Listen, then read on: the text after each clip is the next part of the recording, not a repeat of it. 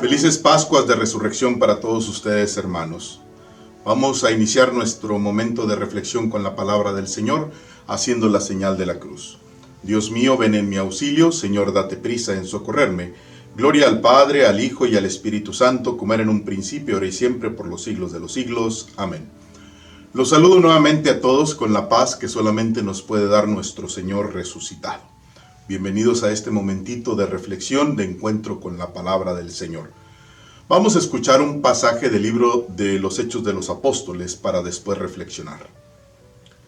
En aquellos días, mientras Pedro y Juan hablaban al pueblo, se presentaron los sacerdotes, el jefe de la guardia del templo y los saduceos, indignados porque los apóstoles enseñaban al pueblo y anunciaban la resurrección de los muertos por el poder de Jesús.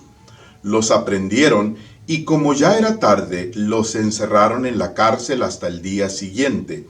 Pero ya muchos de los que habían escuchado sus palabras, unos 5,000 hombres, habían abrazado la fe.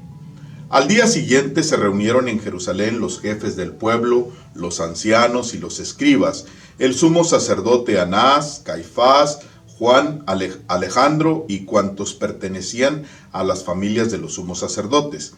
Hicieron comparecer ante ellos a Pedro y a Juan y les preguntaron: ¿con qué poder o en nombre de quién han hecho todo esto?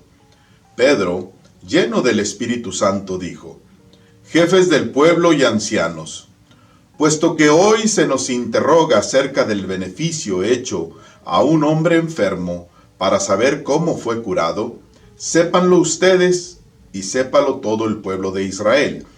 Este hombre ha quedado sano en el nombre de Jesús de Nazaret, a quien ustedes crucificaron y a quien Dios resucitó de entre los muertos.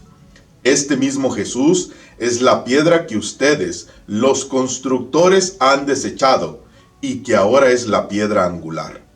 Ningún otro puede salvarnos, pues en la tierra no existe ninguna otra persona a quien Dios haya constituido como Salvador nuestro. Palabra de Dios. Te alabamos, Señor.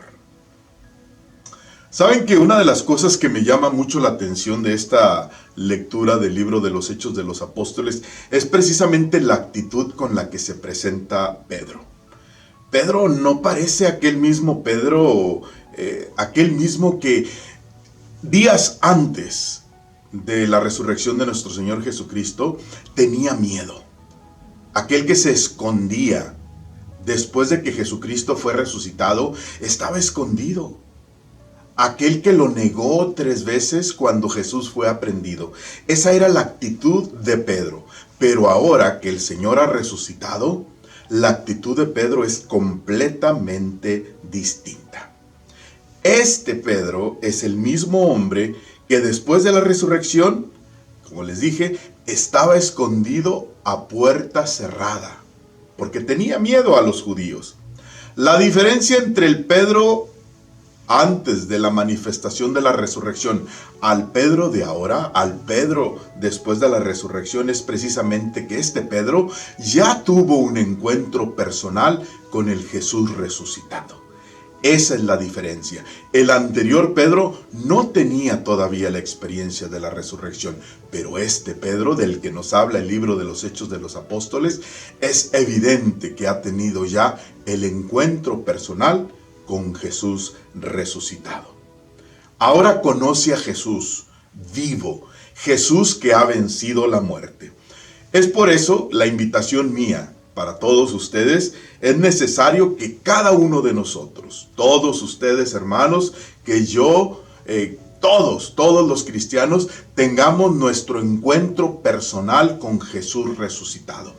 Eso va a cambiar nuestra vida como cambió la vida de Pedro. Es evidente que es un Pedro distinto, un Pedro lleno de valor, un Pedro lleno del Espíritu Santo que es capaz de hablar enfrente de cualquier persona para dar testimonio de que Jesús está vivo.